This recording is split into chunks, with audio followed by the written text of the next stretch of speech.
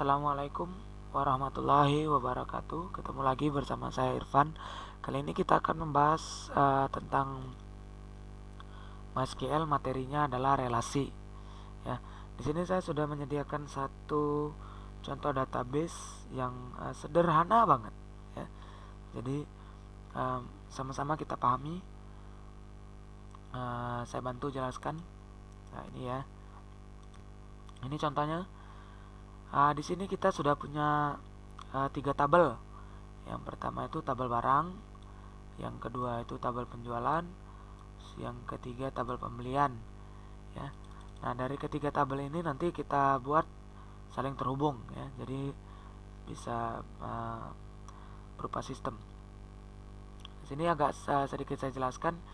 Di sini kenapa ID barang, ya, ID jual, terus ID beli itu saya garis bawahi karena itu merupakan primary key. Ya, primary key dari masing-masing tabel.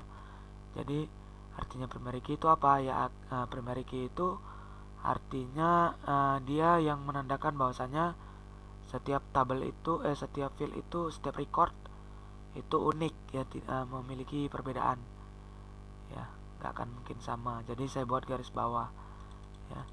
Ini ya yang ID barang, ID jual, ID beli. Oke. Setelah itu di sini juga saya jelaskan barang, ya, barang di tabel penjualan dan barang di tabel pembelian itu merupakan secondary key. Kalau yang tadi primary key, yang ini secondary key. Secondary key itu artinya gini, dia diambil dari tabel lain, gitu ya. Berarti si tabel penjualan dan tabel pembelian ini bukan merupakan tabel master, ya, bukan merupakan tabel master karena dia bergantung ke tabel barang, gitu ya. Nah sedangkan tabel barang itu adalah tabel master karena dia tidak memiliki ketergantungan dengan tabel lain. Nah seperti itu. Oke, biar supaya nggak ngembang, langsung aja kita praktekkan. Dibuka aja editornya ya. Nah, dari command prompt. Nah ini saya rekomendasikan pakai ini dulu karena di setiap database itu, setiap pemrograman apa aja yang terkoneksi database itu query-nya sama gitu. Jadi saya sarankan dihafal aja dulu query-nya, struktur ya, jangan dihafal gininya, nah, nggak akan mungkin bisa dihafal. Oke, untuk pertama kita buka dulu editornya. Kebetulan saya menginstal D ya, jadi kita harus masuk ke D dulu. Setelah itu kita change this ke sum ya, MySQL bin. Oke, sampai berubah menjadi seperti ini. Tadinya gini, saya tekan D jadinya seperti ini, saya tekan change this maka hasilnya jadi seperti ini. Setelah itu kita login ke editor nama SQL min U root sampai muncul welcome to MariaDB. Kita munculkan koleksi database kita. Oke, ini ya, biar supaya nggak kembar namanya. Jadi untuk buat databasenya jadi nggak bakalan bentrok. Sekarang kita coba buat databasenya ya. Database misalnya saya buat apa ya, relasi atau ginilah, kita buat DB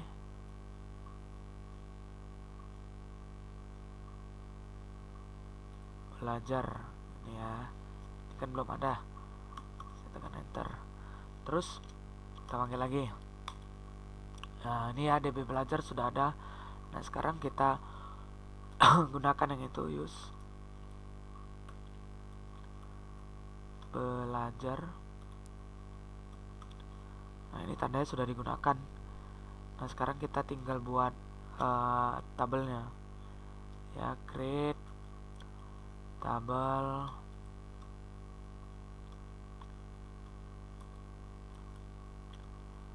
barang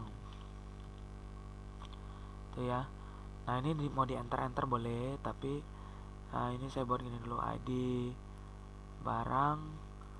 Nah ini tipe datanya integer karena ya, karena dia kita buat angka ini, karena ininya kita buat angka ya.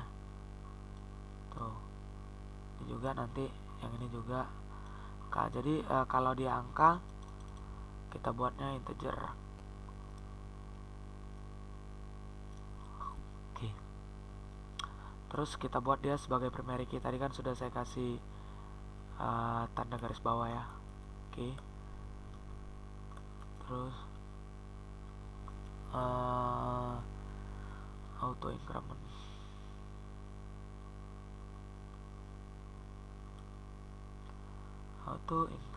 Oke. Terus nama barang ya,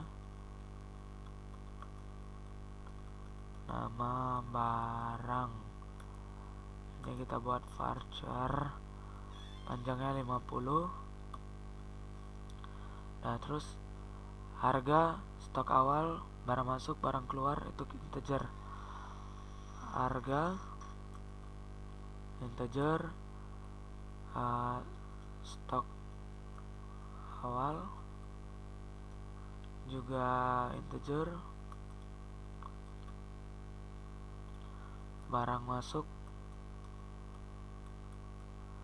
integer, barang keluar juga integer. Nah jangan lupa tutup kurungnya ya untuk yang di sini. Setelah itu akhir perintah titik koma semikolon. Ini boleh ditekan enter sampai muncul tulisan query. Oke, itu tandanya query yang sudah kita ketik tadi berhasil. Nah untuk melihat struktur dari tabel barang yang sudah kita buat, itu boleh kita ketikkan describe barang. Oke, untuk mendeskripsikan tabel barang ya. Itu kita lihat. Nah ini strukturnya nih. ID barang tadi tipenya integer, secara default dia 11 digit. Setelah itu barang varchar variabel karakter ya, bisa kita isikan huruf, simbol, panjangnya 50 karakter. Ekstranya auto increment.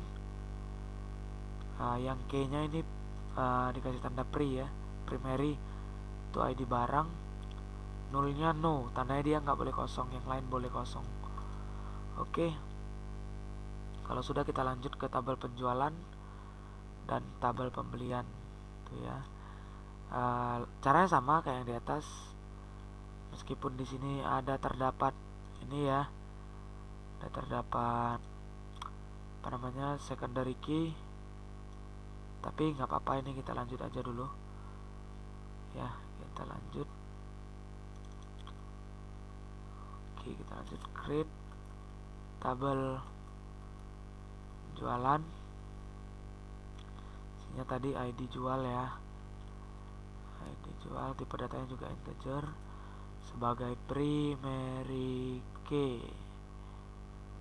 Terus ekstranya auto increment.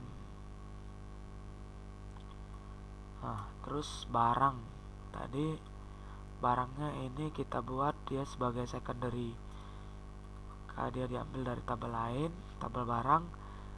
ID nya tadi, ID di tabel barang itu integer, kita buat juga integer. Tuh kita input. Terus tanggalnya itu kita buat date ya, tanggal tipe datanya date.